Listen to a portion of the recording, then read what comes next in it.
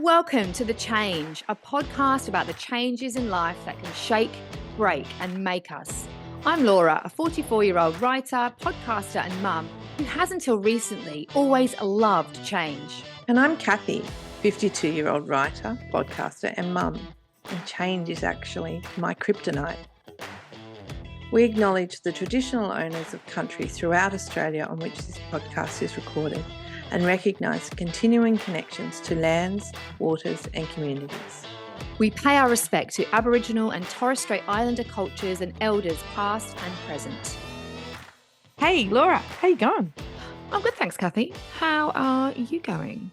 I'm really well, and I'm super excited to be interviewing Lizza today.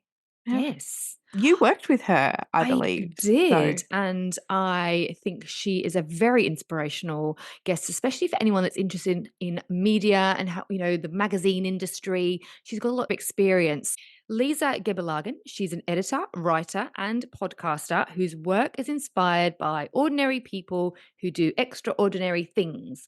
She's the former editor-in-chief of Women's Health and was previously deputy editor on iconic Aussie titles Cleo and Dolly, before more recently launching a Substack newsletter called the 3 a.m. Huddle, musings on the things that keep us up at night, which is very relatable when you've got little kids that keep you up. Or a menopausal brain.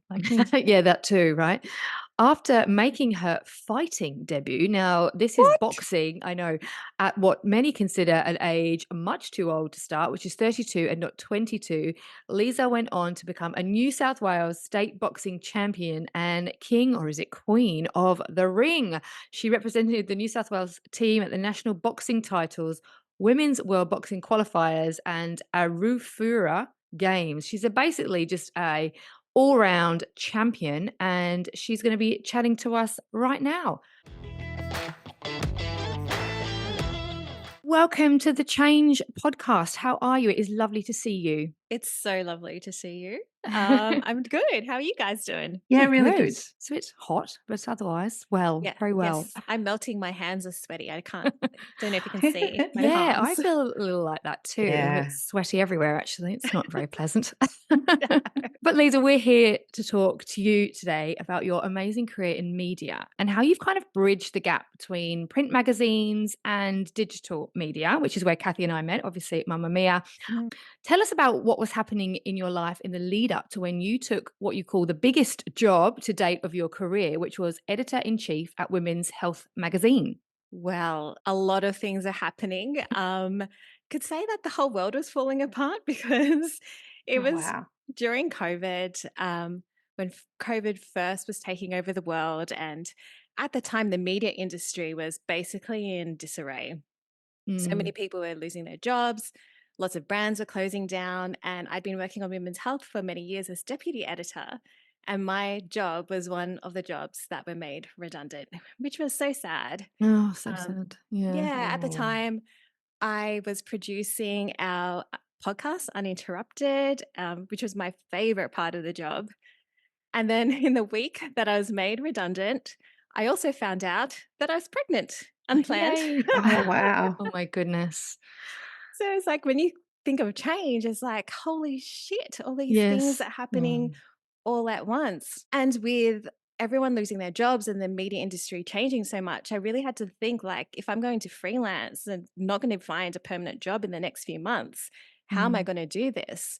Working in the fitness space and the health media, I've always loved encouraging people to get fitter and healthier. So I did my certificate 3 in fitness. I did my boxing coaching certificate, and I ended up doing PTing.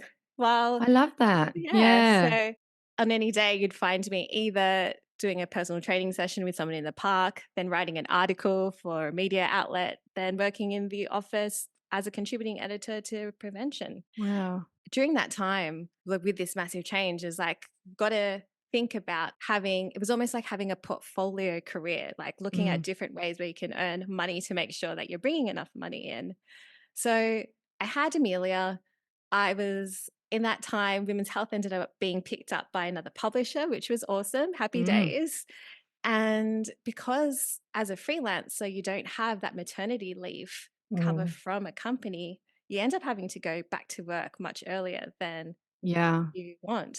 And so that happened for me. Amelia was only 5 months old when I went back to work part-time Wow. at Women's Health. And then a few weeks later, the editor decided that she was going to leave. Oh. Oh, wow. Yes. I never thought she would leave. Was she part of the reason why you wanted to get back into that publication? Was she, Yeah. a good mentor Yeah. or yeah. Yeah, Mm, she's been awesome and we're still yeah. really good friends now and I Oh, still that's work with great. her now. And so I never thought she would leave. And at the same time, I was like, this is my chance. Like, Mm, this is the job that I've always loved and thought I'd do great at. And I always had these great visions of how women's health could do so well with mags and digi and social and pods and live events. And I could see how it could all come together and really build this really cool community. So I remember the next week when I went into the office talking to the publisher, they brought me in and I was like, they're like, how do you feel about the editor leaving? And I'm like, I was honest with them. I was shocked, but I mm. was like, I am ready to step up. Ah, And their reaction actually shocked me because okay. they were like, oh, we didn't even think you'd be interested in the job. I'm like, why? Why? Yes. Yeah. Because I had a baby. Oh my Oh, goodness. The 50s? Yeah. Mm, They were in their 50s. yes. But it just really shocked me that I was being overlooked for a role that I was clearly capable of Mm, and really suited for because I had a small child. But mm.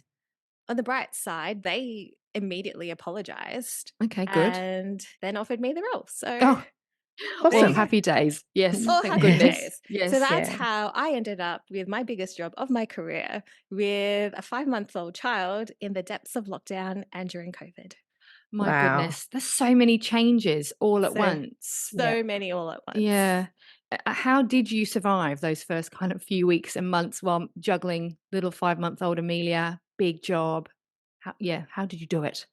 To be honest, Mm, I was only able to do it because my mum and my mother-in-law are such a Yeah. big help, such a massive support. mm, I ended up working 4 days a week to start with, but ended up just working the fifth day anyway. But on those 4 days, my mum would look after her 2 days, my husband's mum the other 2 days, and they provided so much more support, like with helping with the laundry or the dishes, etc. Like having that was immense. mm, And I luckily knew before having this major job that if I was going to do anything like this, having that big community and support would be massive. mm. And I learned that from the interviews I did the year before on the podcast I started called Holy Shit, I'm Pregnant, because that was my reaction when I found out I was pregnant. But just talking to other women who were Mm, still had big careers and small kids, asking them how they did it. And mm. it all came down to having that community set up. And whether if you don't have your mum or mother-in-law, like whether that's daycare as well, not feeling guilty about it too. Yeah, the guilt is such a Ugh. major factor, isn't it? Major. And women are so bad at that. Like men, of course, they go back for Yeah. centuries, have had big jobs. They just go back, they have children. It doesn't affect them. But No, yes, no, the not at guilt. all. No. No. And Yeah. I think it's important as well. And I think thank you as well for being honest about that, because I think a lot of women Mm. just don't always tell the truth about how they juggle and say, oh, and I don't think that's across the board, but I think sometimes it's just really refreshing to hear, well, I had a lot of help because I Yeah. couldn't possibly have a 6-month-old baby who's so tiny and also run a house and have a majorly impressive job like editor in chief. That's a big Yeah. job. Yeah, Yeah. Big job. you need that help around you. Yeah. And that doesn't mean to say like I would still put her to bed and then Mm. afterwards I'd have to back on to finish whatever I couldn't finish earlier. And you know what it's like not getting any sleep? It was hard, Oh really God. hard. My Yeah. Mm. husband and I, what we did, we ended up alternating the wake ups so that we could both try and get a bit of sleep. But I seriously feel like I aged 5 years in the first year.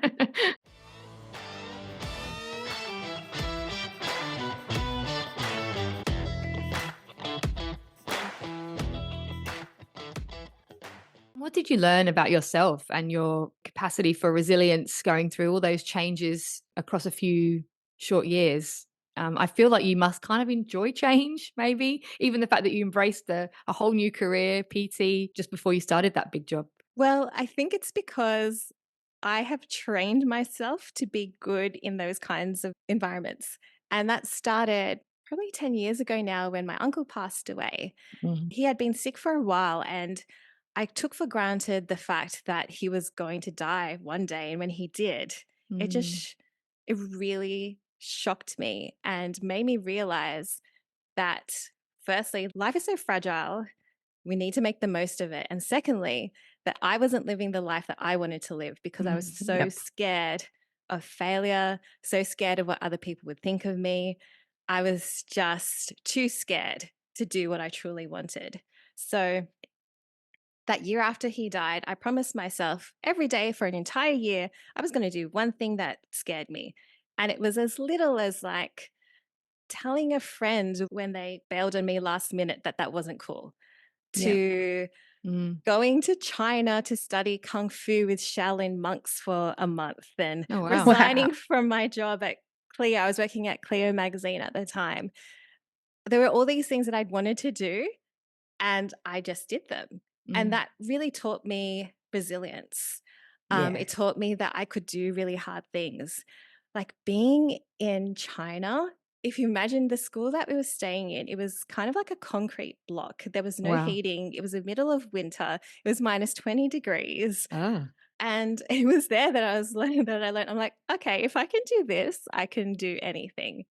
I competed as a boxer for many years at national level, representing New South Wales at competitions. And being in the ring when someone wants to take your head off, you Hmm? learn resilience there too. You learn how to stay Yeah. calm when you're placed in hard positions. So then when COVID came and when COVID and Amelia and the big job came, I kind of knew how I could react, or how I Mm, could make those changes and make those changes work for me, and know that even in the moment when shit seems really hard, that that moment doesn't last forever. Mm. mm. That's Yeah. really important to remember. It's not Yeah, forever. Like, it Mm, feels like it in that moment, but it's not. mm, Yeah. exactly. And it's not about like pushing those feelings away Mm. either. During this time, I learnt how to sit with those really uncomfortable feelings, and knowing that you have to do that in order to let them go and be able to see whatever it is, whatever next step you need to take next. yeah. I just can't imagine, especially when you say about boxing, being in a ring and having someone literally wanting to beat the shit out of you. Yeah.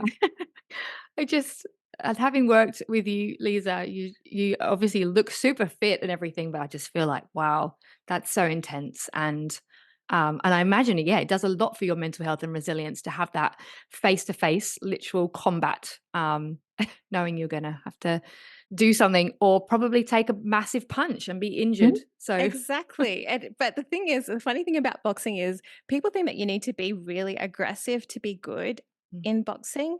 But the I get, of course you do a little bit. But the yeah. thing is, you need to have such a clear mind when you're in that ring, that you have to kind of let your emotions go to the side for a bit so that you can access your executive function and make those really smart decisions. It's like a human chess game. That's why I Mm. love it so much. I've not thought about it like that, but I can imagine, yeah, the quickest, but also, yeah, if you're aware and you're ahead of your opponent, mentally as well as physically, then that is a huge advantage. Exactly. But it teaches you a lot about resilience. Mm, Mm. yeah, for sure.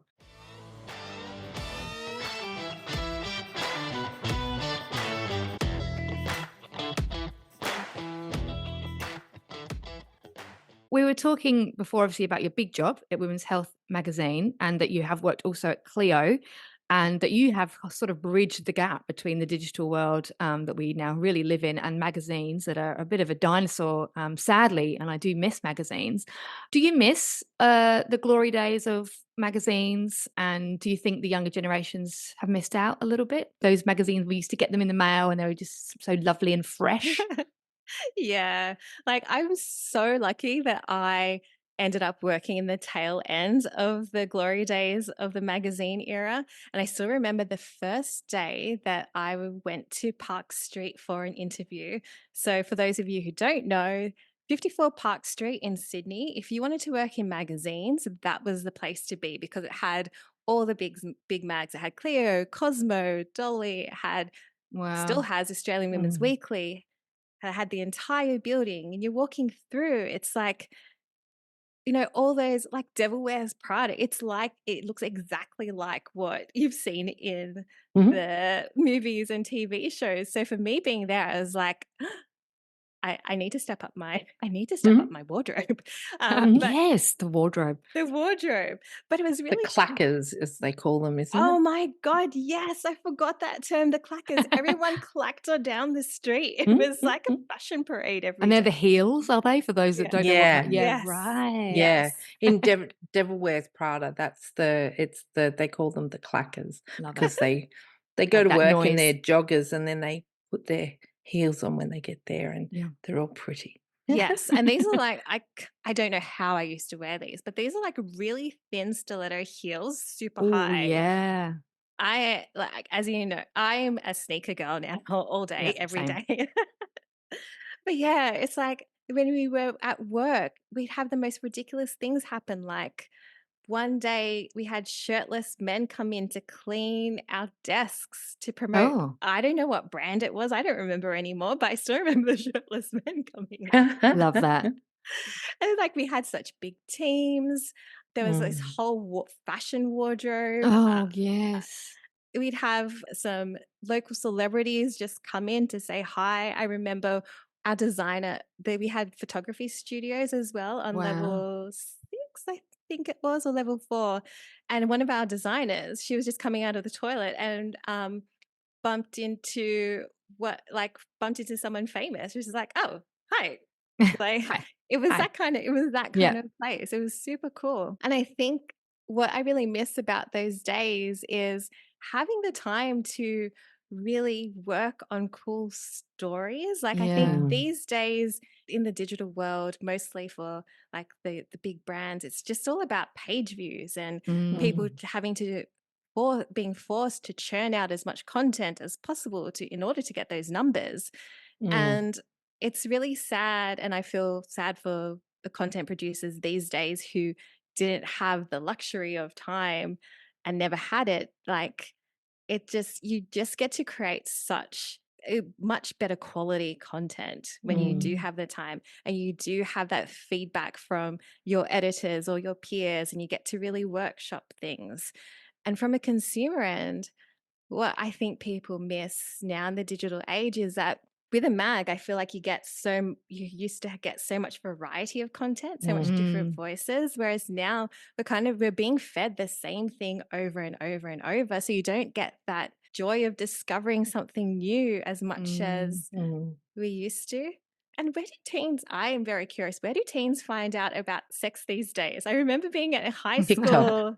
TikTok. TikTok, just saying. Yeah. Oh, Yeah. okay. Yeah. I just remember being at high school and have like the latest Dolly, the The Mm. sealed sealed Yep, yep, selections. section. yep, Yeah. Yeah. They were At the yep, greatest. lunchtimes. Yeah. Yeah. We would yep. just read those, and Mm. that was fun. That sense of discovery was fun. And I think that's what's lacking nowadays. Yeah, I Mm, think you're right. And I think because everything's on our phone too, a magazine represented sort of luxury and time and sort of treat yourself, sit down, read a magazine, or now Yeah. everything's on our phone, so it just feels like something else to do, or consuming content is, I don't know, it's not as pleasurable perhaps as it has been in the past Yeah. in a printed form.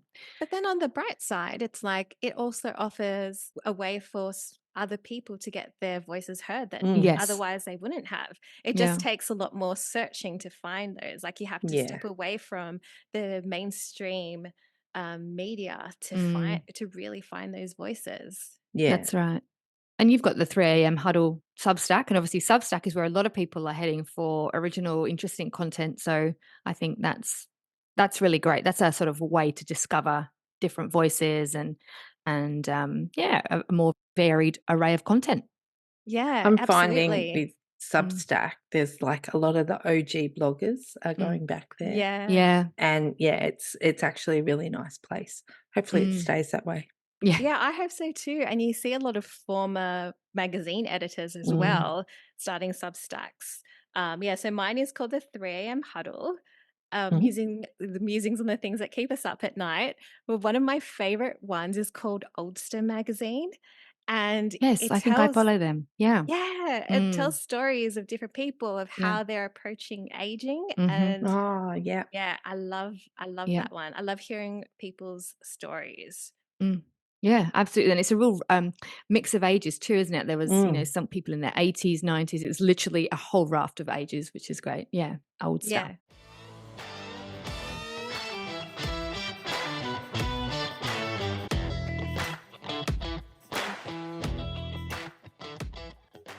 Lisa, for you personally and professionally, you've been through so much, you've done so much, you've packed a lot in.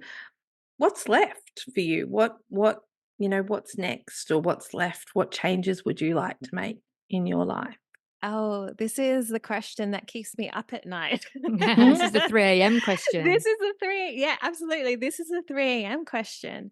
So, since women's health closed down earlier this year, so that was in Mhm. March, I have honestly been trying to work out what exactly it is that I want to do next. Mm. Do I stay in media?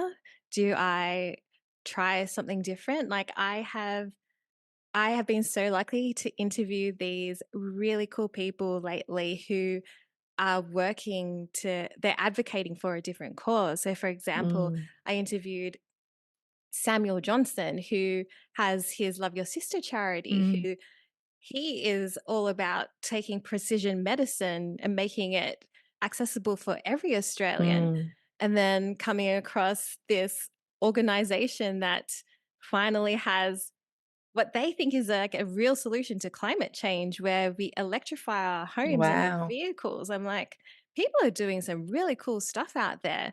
And it kind of makes me feel like, is this the time of my career where I take all these great learnings from working in the media industry for 20 years and put it towards something like that? Mm. And I mhm. kind of feel like, in a weird way, I'm being taken back to what I loved when I was in my 20s. So, when I Yeah. was in my 20s, I started this indie pop culture mag called Corker. It was all about celebrating the cool things of Aussie culture. And it was a quarterly publication. I put it together myself. Oh. It ended up dying because I didn't work on advertising. I ended up paying for it with my full time salary that I was earning at Clio. Ah, Um, but yeah, that was just like, again, about advocacy, like making sure that Mm. these cool indie musicians and artists had a place to showcase their work. And then even when I was 26, I ended up running for the state and federal elections as a Greens Wow. candidate. oh my goodness, you've had like 17 lives. I guess so, hey. But that again was because I was so concerned about climate change and I Mhm. felt like I couldn't do anything. So may as well run for the Greens. And I knew I wasn't going to win, but I just Mhm. wanted to show Mm, other people that you could be young and care about the environment. mm, Yeah. So it's a long way to answer your question that I feel pulled towards making that difference again. Yep. I don't mm, know how exactly that will look. And like looking back on my work in the health media, I guess I kind of do that in a way through health Yeah. advocacy. you do. And I've been loving writing my 3 a.m. huddle Substack, Mm, Mhm. absolutely loving that. But yeah, who knows what next? mm. We'll have to check Yeah. back in with you and see where it lands in 2024 onwards. Yeah. I mean, Absolutely. there's no great rush, is there, really? No, there's no rush. I guess the difference between now and when I was younger is I do feel the pressure of mortgage interest rate rises Yes. and having to look after a small child. And it makes me I feel less inclined to take as many risks as I Yeah. used to. Yeah. Yeah. But hopefully, well, I guess we'll see. I feel Mm, like I'm at this stage where I'm just planting seeds everywhere Mhm. and just seeing what will sprout. Yeah. That's kind of That's exciting too. Yeah, it is exciting. I feel quite similarly, really. That's quite relatable. You're just seeing on the cusp of something, which I think is a great, and it sort of feels like that time of life too, maybe being in our, what are we calling it, our second spring or Second spring. third act or Third act. yeah. Mhm. I love them both. Which kind of brings us quite well to our final question, which is our podcast is called The Change, in part as a reference to the midlife experience of all women, commonly known as the menopause. And we want to Mm. know, Lisa, what is your experience or feeling towards the change? Well, now that I'm in my early 40s, Hmm. I have been thinking about it quite a lot. And I think it's really great now that women are talking about it more. I always thought it was really weird that when we're younger, we know about puberty before we hit puberty. Mhm. Like we learn about it years earlier. And it's only now that we're having those same kind of conversations around perimenopause and menopause. So for me, I love finding women out there who are living lives living the lives that they want to live, like in Mhm. midlife and Mm. beyond. They're really defining their own lives on their terms, not being constrained by this idea of what we had of what women going through menopause should be like. It reminds me of the other day I was reading Oldster on Substack, and they had interviewed Elizabeth Gilbert of Mm. Eat, Pray, Love fame, and she's gone through menopause. And she was saying that in other cultures, they call it like their second childhood. Mm. And Love she's that. talking, yeah, she's talking Mhm. about all this freedom that she's had and felt since she's gone through menopause. And she said that she feels as free as she did when she was a 9-year-old kid again, when she could just create and just enjoy life. And I really love that. So for me, it's about seeking stories of women like that so that I feel like I have the permission to also, you know, live Yeah. differently, live big. Why not? Mm. Yeah, Hey, why not? absolutely. Why not? Yeah, I love that. Live big and access that inner child again for the second time. Mm. And yeah, yeah, I think that's a great It's way to be and to think perfect. about it. Yeah. Wow, Laura, you weren't wrong when you said that she is a powerhouse. Yeah, she really is. She's just one of those people that is always so busy and not just doing one thing. She's got that portfolio career happening where Mm. she's done so many things. And also, obviously, the Fitspo aspect. She's a little, Absolutely. she's small, but she is mighty and she is powerful. And all her talk of boxing just, yeah, it was really interesting. I thought that, Yeah, that chat about the clackers really conjures that Devil Wears Prada episode at the beginning where they're all talking about the women in the high heels and how they come to work in their flats yes, and pop the stilettos on before the boss walks in and, those were the but days. Mm. oh, weren't they just? But one of the big takeaways for me was when she was talking about boxing, which is really interesting because I was fascinated by all of those things because that's where I always wanted to be, but Mm, never did. mm, And then the boxing, it was really interesting when she was talking about that being really strategic and mm. being kind of like a game of chess. It's not about being the most powerful. It's not about who can hit the hardest, but it's about who can make the next right move, planning ahead and thinking about her next move. Yeah, it was very sort of strategic, wasn't it? And Mm. it made me think there is a lot more to it, as there always is. You kind of look superficially at sport and people's hobbies and think, oh, well, that's one thing. But actually, when you talk to people that are really good at it, you're like, no, no, it's something completely different and so much more complex than I ever imagined. And yeah, obviously taught her a lot about resilience and how Mm. she, used those skills learned in the ring to get through COVID and various changes at work and motherhood. And yeah, it's Mm. really I've never wanted a box, Yeah. but she did make me think, "Oh, maybe it would be quite interesting." I think I am a Yeah. little bit too old, but No I shouldn't one's say too that. old for No, anything. that's No right, one's never too too old for old. anything. No. And I Mhm. really appreciated her honesty Mm, around that she couldn't have done it all mm. without the help Yeah, because me I think too. that's sometimes it's lacking in our conversations. Yes. I think people privately are very honest with their friends, but publicly they don't want to be quite as honest about the help that they get to do the things that they do. And the reality is men get the help, oftentimes their wives, Oh, but yes, they yes. can't do what they do. Most people that are doing big jobs can't do what they do if Without they a don't. team, Yeah. or a support person, at least one. Yeah. And yeah, I agree. I really appreciated her talking about her community, a mum and a mother-in-law, and helping with child care when she was doing that big job for women's health. And yeah, Yeah. it's good, isn't it? It's like looking behind the curtain and saying, well, that's good, because Yeah. to everyone, you look at Lizza, she's so well groomed, she's beautiful, she's smart, she's got everything going. But it is helpful to know that she does have some people helping her achieve her amazing goals. Yeah, it was a really great chat. I can't wait to see where she goes next. Yeah, that's right. And what she's going to do next, which I'm sure will be equally as interesting. Thanks for listening to The Change, a fully independent podcast. Whether you're seeking inspiration, curious about change, or just here for the great banter, we'd love you to make The Change your new go-to podcast. And even better, send us your voice notes or questions about change. We'll use them on the show. Email us at changepod2023@gmail.com or DM us on Instagram at _change_pod. Find us wherever you get your podcasts. And don't forget to follow us on Instagram for more on The Change.